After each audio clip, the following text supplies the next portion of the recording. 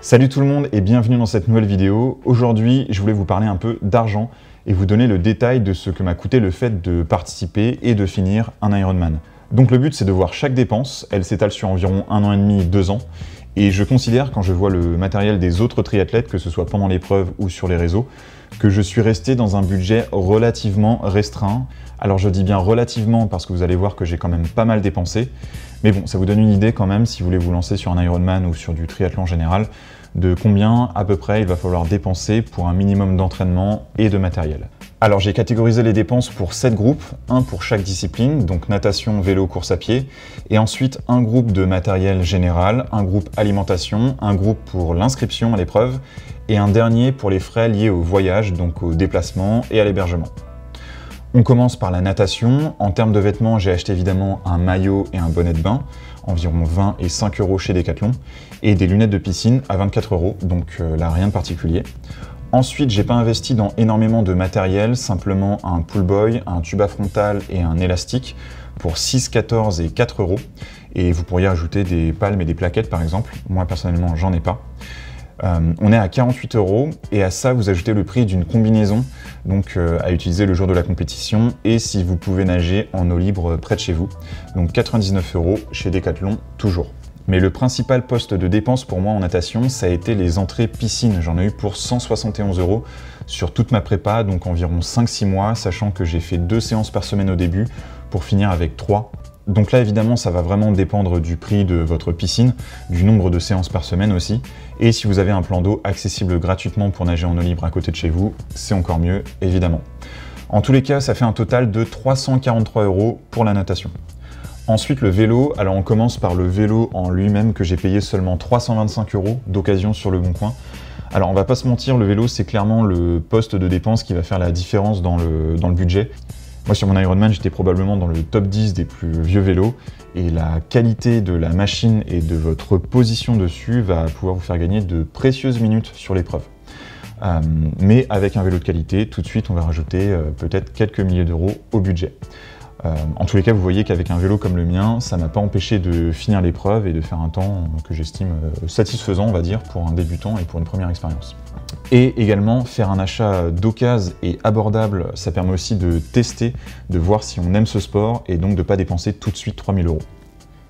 Ensuite, il y a tous les accessoires qui viennent avec, donc les prolongateurs, les sacoches, les bidons, les pédales, ça monte tout de suite à 450 €. Et ensuite, il y a tous les vêtements, parce que moi j'avais rien du tout, je faisais pas de vélo avant. Donc casque, chaussures, maillot, cuissard, lunettes, mitaines, coupe-vent. Ensuite un peu de matos d'hiver, donc il y a des gants d'hiver, un bandeau pour les oreilles et des surchaussures. Et croyez-moi, le matos d'hiver c'est utile. Moi plusieurs fois je suis parti sur des sorties longues en vélo en me disant c'est bon, ça passe. Clairement j'ai failli perdre mes doigts de pied. Ensuite, poste de dépense pas forcément indispensable, mais qui est vraiment utile quand on veut s'entraîner en se basant sur ses données de performance, c'est le home trainer. 330 € pour moi, c'était le Tacx Vortex qui m'a vraiment été utile, même si j'avoue que j'ai dû l'envoyer au SAV pour un problème technique. Mais en tout cas, ça a vraiment été utile donc, pour les séances spécifiques, pour les séances de seuil, de fractionné, etc. Et puis j'avoue que quand il pleut à verse dehors, c'est sympa de se dire bon, bah, je peux faire ma séance sur home trainer. Avec le home trainer, il faut acheter un pneu home trainer, donc que j'ai acheté évidemment. Ensuite, j'ai changé une fois de pneu durant toute la prépa, donc là je compte le prix des anciens et des nouveaux.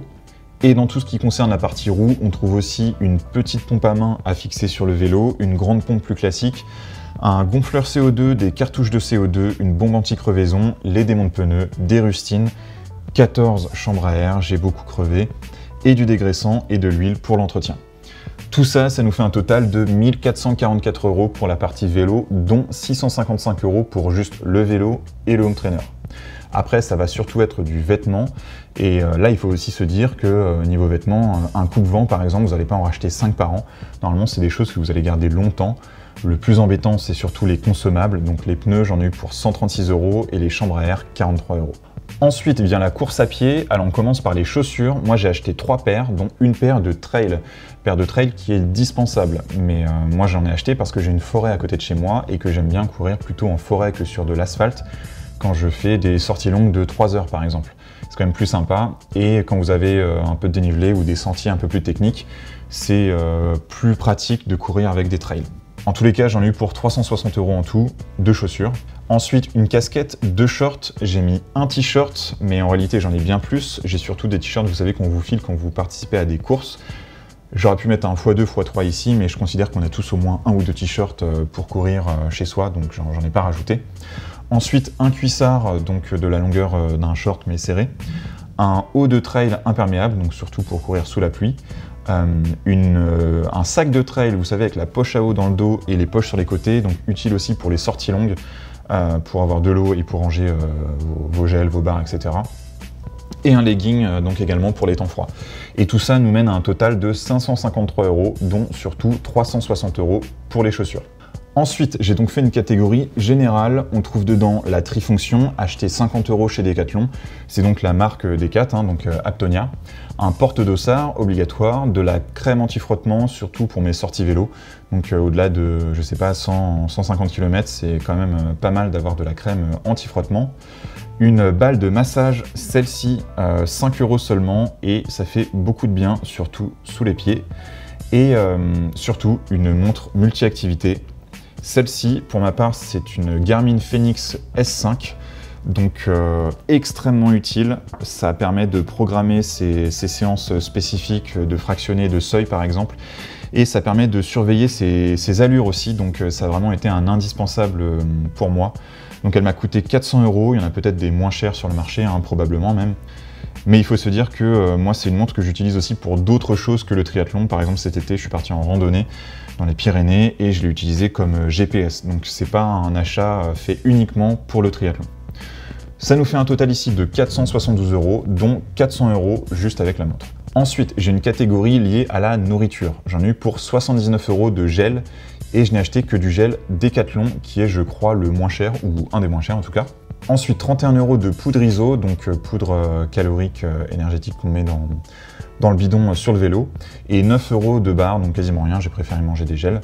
Et alors là, c'est un poste de dépense évidemment incontournable, puisque vous devez tester les produits que vous allez consommer en compétition durant l'entraînement. Donc clairement, j'ai bouffé du gel pendant 6 mois, mais c'est normal. Par contre, ça a un certain coût, donc gel plus ISO plus barres, 119 €. Ensuite vient l'inscription. Alors moi j'étais sur le Frenchman de Carcan que j'ai payé 404 € avec l'assurance annulation. Donc là évidemment ça va dépendre de quelle course vous faites. Les labels Ironman sont généralement plus chers, d'autres sont moins chers.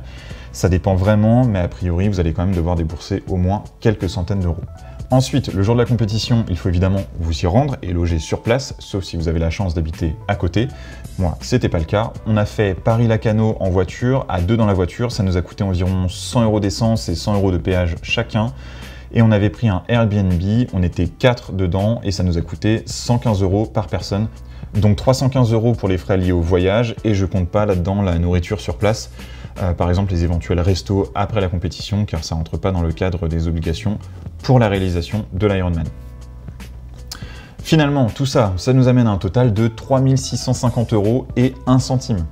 Et dans tout ça, les consommables m'ont coûté 1550 €. Alors, je ne compte que les éléments que j'ai rachetés. Par exemple, le dégraissant, ça va être un consommable, mais je n'ai acheté qu'un seul flacon, donc je ne le compte pas dedans. Donc dites-vous plus ou moins que les 2099 € restants sont des éléments dans lesquels on investit et qui peuvent durer quand même un certain temps.